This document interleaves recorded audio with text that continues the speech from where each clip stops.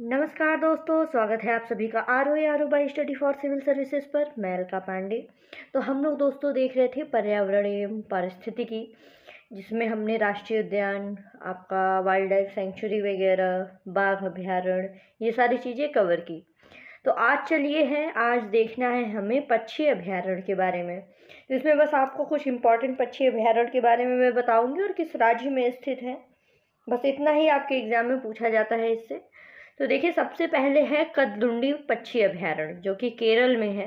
तो केरल में देखिए कई हैं, एक तो कदलुंडी है, फिर कुमारकोम पक्षी अभ्यारण्य, मंगलवनम पक्षी अभ्यारण्य, पथिरमनल पक्षी अभ्यारण्य और आपका थट्टेकड़ पक्षी अभ्यारण्य। ये सभी पक्षी अभ्यारण्य जो हैं वो केरल में हैं। बिहार में एक है नागीबात पक्षी अभ्यारण्य, दिल्ली में नजफगढ़ ड्रेन पक्षी अभ्यारण्य है, गोवा में सलीम अली पक्षी अभ्यारण्य। गुजरात की अब बात करें तो गुजरात में गागा वन्य जीव अभ्यारण्य, खिजड़िया पक्षी अभ्यारण्य, कच्छ बस्टर्ड अभ्यारण्य, नल सरोवर पक्षी अभ्यारण्य, पोरबंदर पक्षी अभ्यारण्य और थोल झील, ये सारे पक्षी अभ्यारण्य जो है ये गुजरात में है। आगे बढ़ते हैं हरियाणा में। देखिए तो हरियाणा में दो हैं, एक भिंडावास वन्यजीव अभ्यारण्य और दूसरा है खापरवास वन्यजीव अभ्यारण्य। ठीक है। हिमाचल प्रदेश में गमगुल है। उसके बाद आगे आइए उत्तर प्रदेश का देख लेते हैं। तो उत्तर प्रदेश में सरसई नावर वेटलैंड, लाख बहोसी अभ्यारण्य, नवाबगंज पक्षी अभ्यारण्य, ओखला अभ्यारण्य, पाटन पक्षी अभ्यारण्य, समन अभ्यारण्य, समसपुर अभ्यारण्य और सांडी पक्षी अभ्यारण्य, ये सभी मोस्ट इम्पॉर्टेंट, ठीक है, मोस्ट इम्पॉर्टेंट है, उत्तर प्रदेश में पाए जाते हैं। आगे पश्चिम बंगाल की बात करें तो यहाँ पे चिंतामोनी कर पक्षी अभ्यारण्य, कुलिक पक्षी अभ्यारण्य और रसिक बिल पक्षी अभ्यारण्य है। ठीक है। उत्तर प्रदेश में एक और है धनौरी वेटलैंड्स, जिसको ठसराना पक्षी अभ्यारण्य कहा जाता है। गुजरात की बात करें तो एक है वाचना पक्षी अभ्यारण्य गुजरात में। ठीक है। महाराष्ट्र में है नंदूर मध्यमेश्वर पक्षी अभ्यारण्य, जम्मू कश्मीर में है होकरा वेटलैंड, मिजोरम में लेंगटेंग वन्यजीव अभ्यारण्य है, उड़ीसा में चिल्का झील है, केवलादेव राष्ट्रीय उद्यान राजस्थान में है और ताल छापर अभ्यारण्य भी राजस्थान में है। आगे बढ़ते हैं। आगे देखिए कर्नाटक में अत्तिवेरी पक्षी अभ्यारण्य है, बांकापुर मोर अभ्यारण्य, बोनाल पक्षी अभ्यारण्य है, गुडवी पक्षी अभ्यारण्य, कग्गालाडू पक्षी अभ्यारण्य, मगधी पक्षी अभ्यारण्य, मंदागड्डे पक्षी अभ्यारण्य, पुत्तेन हल्ली झील और रंगनाथिटू पक्षी अभ्यारण्य, ये कर्नाटक में हैं इतने।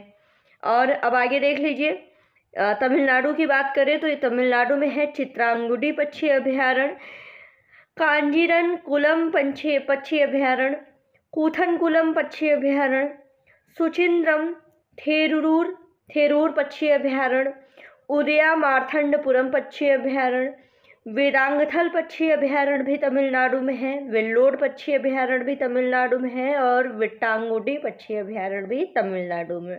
ठीक है। आगे बढ़ते हैं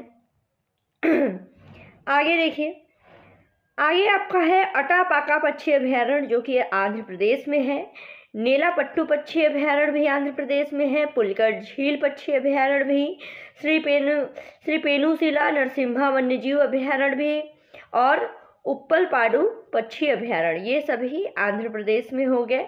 और महाराष्ट्र के तीन देख लीजिए, मायानी पक्षी अभ्यारण्य, कारनाला पक्षी अभ्यारण्य और महान भारतीय बस्टर्ड अभ्यारण्य। ठीक है। तो ये आपने स्टेट वाइज पक्षी अभ्यारण्य के बारे में देख लिया। ठीक है। आगे आता है एक टॉपिक आपका कि भारत में जैव मंडल आरक्षित क्षेत्र। ठीक है। तो इसके बारे में देखिए कि संरक्षित जैव मंडल या फिर आरक्षित जैव मंडल या फिर जिसको बायोस्फीयर रिजर्व भी कहा जाता है, ये ऐसे क्षेत्र होते हैं जो कि भौगोलिक रूप से जीव जंतुओं के प्राकृतिक भूभाग की रक्षा करते हैं। ठीक है। इसमें अक्सर आर्थिक उपयोगों के लिए स्थापित बफर जोनों के साथ एक या ज़्यादा राष्ट्रीय उद्यान और अभ्यारण्य को संरक्षित करने का ये काम करते हैं। बायोस्फीयर रिजर्व की बात हो रही है। ठीक है। आगे ये जो कार्यक्रम है बायोस्फीयर रिजर्व का, ये 1971 में यूनेस्को के द्वारा शुरू किया गया था, याद रखिएगा। और बायोस्फीयर रिजर्व की जो घोषणा है, मतलब उनको डिसाइड कौन करता है, तो ये राज्य या केंद्र सरकारों दोनों के द्वारा इसकी अधिसूचना जारी की जाती है, ठीक है।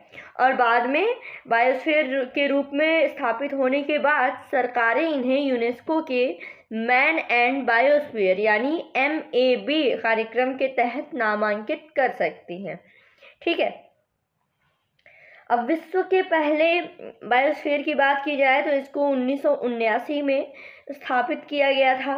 भारत में कुल 18 बायोस्फीयर हैं, जिसमें जो मैप वाला है यानी यूनेस्को द्वारा मान्यता प्राप्त MAB मैन एंड बायोस्फीयर वो है 12, ठीक है। कच्छ की खाड़ी जो है, कच्छ की खाड़ी ये सबसे बड़ा बायोस्फीयर है, और वहीं नीलगिरी जो है ये पहला बायोस्फीयर था, जिसको 1 सितंबर 1986 को अधिसूचित किया गया था। और डिब्रू सुखोवा जो है ये सबसे छोटा बायोस्फीयर है, ठीक। तो इसमें आपको देख लीजिए पता चल गया कि सबसे बड़ा बायोस्फीयर कौन सा है, तो ये कच्छ की खाड़ी है। सबसे छोटा बायोस्फीयर कौन सा है, तो डिब्रू सुखोवा है। और सबसे पहला बायोस्फीयर कौन सा है, तो वो है नीलगिरी, ठीक है। अब जितने 18 बायोस्फीयर हैं, चलिए उनको देख लेते हैं फटाफट। सबसे पहले देखिए नीलगिरी वाला। नीलगिरी पहला बायोस्फीयर था, 1986 में इसको अधिसूचित किया गया। अब राज्य कौन कौन से हैं, तो केवल राज्य देखिएगा, ये तमिलनाडु राज्य, केरल राज्य और कर्नाटक का भाग है।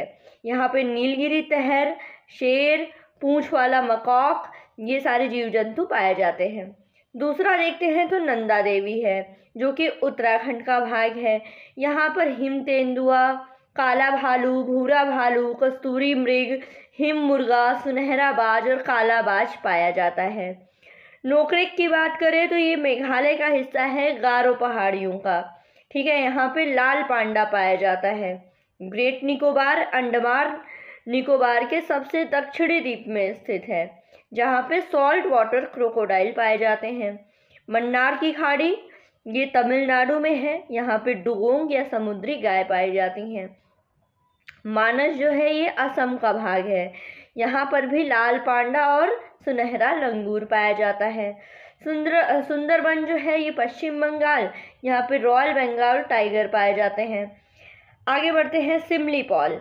सिमलीपाल की अगर बात करें तो ये उड़ीसा का भाग है। यहाँ पे गोर, रॉयल बंगाल टाइगर और जंगली हाथी पाए जाते हैं। डिब्रू सुखोवा हमने पढ़ा था, ये है सबसे छोटा टाइगर रिजर्व है, और सबसे छोटा जो है ये बायोस्फीयर रिजर्व है। ये असम में है और यहाँ पर सुनहरा लंगूर पाया जाता है। दिहांग दिबांग जो है ये अरुणाचल प्रदेश में स्थित है। यहाँ पे मृग हिरन, मिश्मिताकिन, लाल गोरल, एशियाई काला भालू पाया जाता है। पंचमढ़ी जो है ये मध्य प्रदेश में स्थित है। यहाँ पे विशाल गिलहरी और उड़न गिलहरी पाई जाती है, मोस्ट इम्पॉर्टेंट। कंचनजंगा की अगर बात करें तो ये कंचनजंगा की पहाड़ियों और सिक्किम का भाग है। यहाँ पर भी लाल पांडा और हिम तेंदुआ पाया जाता है। अगला आता है आपका अगस्त्यमलाई।